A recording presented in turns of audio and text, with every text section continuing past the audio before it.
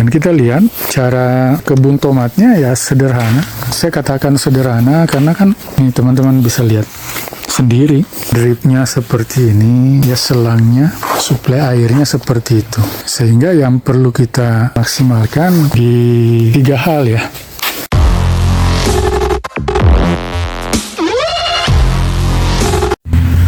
Assalamualaikum warahmatullahi wabarakatuh teman-teman, jumpa lagi di channel kami, yaitu channel yang menyajikan berbagai kegiatan-kegiatan kami selama berada di negara Taiwan ini. Bagaimana kabarnya teman-teman semuanya? Semoga semuanya ada dalam keadaan sehat walafiat, amin ya. Saya ucapkan selamat datang, selamat bergabung kepada teman-teman yang baru saja pertama kali menemukan channel ini. Terkhusus kepada sobat tani semuanya, semoga apa yang kami bagikan kepada teman-teman bermanfaat, dan yang sudah subscribe di channel ini saya ucapkan terima kasih. Baiklah teman-teman, video kita kali ini kita hanya melihat-lihat tanaman tomat di dalam greenhouse seperti ini di usia 1 minggu setelah tanam teman-teman.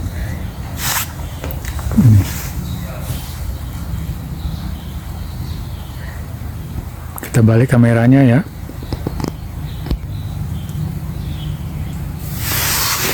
Nah, seperti ini tanamannya. Kemarin kita ada tanam 35.000 bibit tomat. 35.000 bibit itu 2 tempat, 6 gerbong. Artinya di sini kan ada 2 tempat ini teman-teman. Ini ada 3 di sini, di atas, di tengah, lalu kemudian di bawah itu ada juga.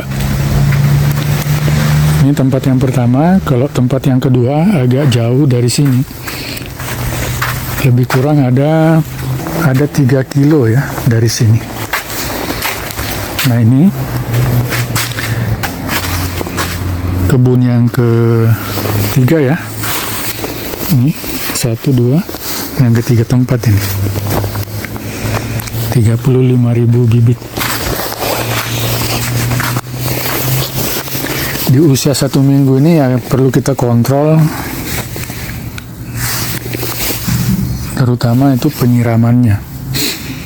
Air asal tidak terlalu berlebihan ya, karena kan dikhawatirkan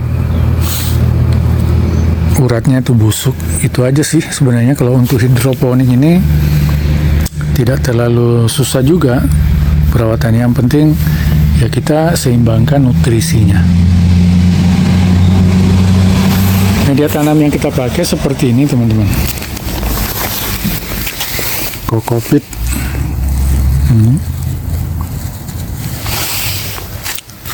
Satu lubang ini kita berikan 2 bibit tomat.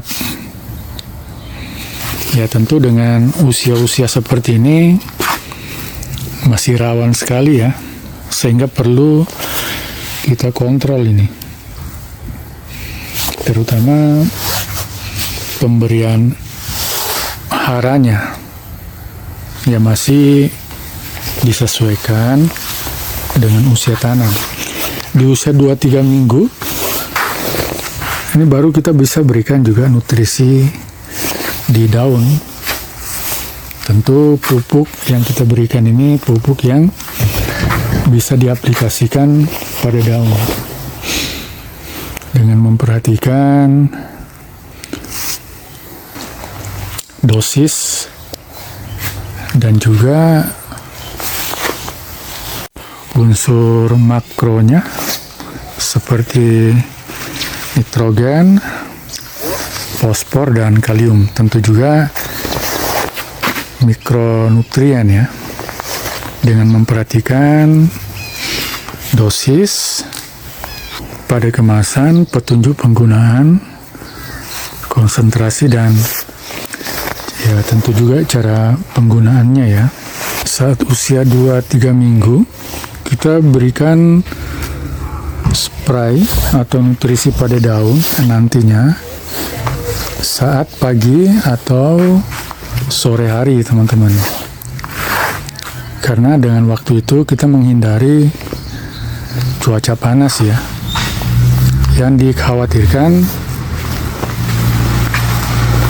larutan itu bisa cepat menguap sehingga penyerapan nutrisinya itu menjadi kurang efektif.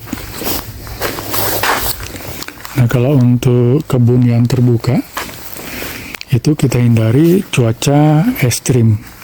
Kita hindari penyemprotan pada saat cuaca ekstrim ya, seperti hujan dan angin kencang. Itu juga bisa menghambat penyerapan nutrisi ya. Nah, ini kita lihat juga ini ajirnya seperti ini.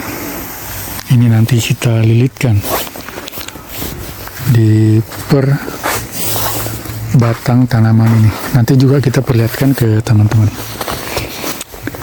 Nah, ini greenhouse ini teman-teman. Tentu teman-teman juga pasti berpikir ya, biaya yang dikeluarkan dengan hasil daripada tomat ini. Sejauh ini pengamatan saya dari hasil cukup baik teman-teman. Dan saya menilai dari biaya dan hasilnya ini seimbang. Tentu kita juga harus melihat pangsa pasar ya. Karena kan untuk membuat rumah kaca seperti ini biaya juga tidak sedikit. Akan tetapi ya kita harus memastikan kemana hasil tomat ini akan kita pasarkan. Nah, hasil tomat ini masuknya di supermarket yang ada di negara sini. Kalau di negara kita ya standar seperti Carrefour lah begitu ya.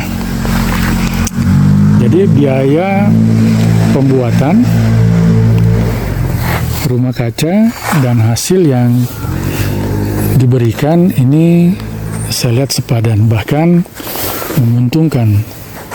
Karena terbukti ya kita lagi membangun rumah kebun lagi yang lain gitu. Jika memang ini tidak menguntungkan, ya tentu dari dulu sudah tidak jalan kan begitu teman-teman ya. Tapi ya saya lihat ini berjalan terus menerus, bahkan setiap tahun ini kita tanam 2 kali dalam 1 tahun. Karyawannya di sini ada 6. Kalau untuk upahnya berapa per orang, saya tidak perlu sebutkan, tapi yang jelasnya tidak murah teman-teman. Tapi dengan itu bisa ya tertutupi semuanya. Jadi ya itu tadi, kembali ke pasarnya.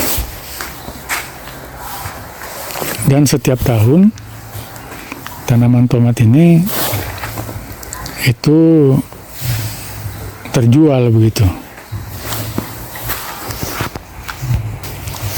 Bahkan sebelum kita panen saja, ini sudah ada yang beli karena kan memang sudah langganan. Teman-teman tentunya punya gambaran ya, bagaimana petani tomat yang ada di negara sini. Dan kita lihat cara berkebun tomatnya ya sederhana. Saya katakan sederhana karena kan ini teman-teman bisa lihat sendiri. Dripnya seperti ini, ya selangnya, suplai airnya seperti itu. Sehingga yang perlu kita maksimalkan di 3 hal ya.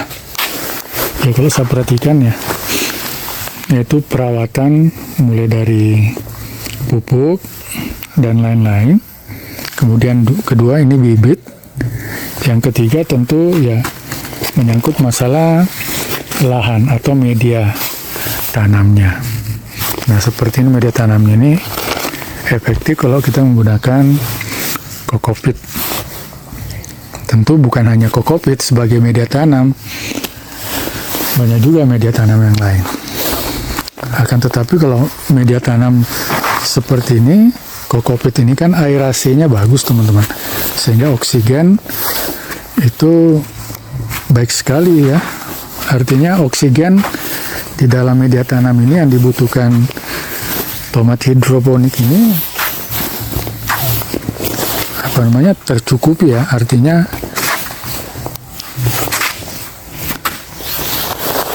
terpenuhi kebutuhannya, begitulah.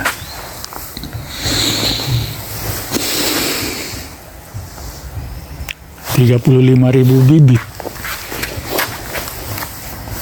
per satu batang ini hasilnya. Ini kalau saya lihat minimal satu batang ini kan tinggi, bisa mencapai 5 meter ini teman-teman. Tingginya ini bisa mencapai 5 meter. Kalau hasilnya satu batang ini mampu menghasilkan 8 kilo ya, sampai 15 kilo lebih kurang satu batang ini. Iya, paling minim-minimnya itu kira-kira 6 kilo. Jadi kalau dirata-ratakan ambillah 6 kilo sampai 15 kilo per satu batang. Itu normalnya. Jadi hasilnya lumayan banyak. 35.000 bibit.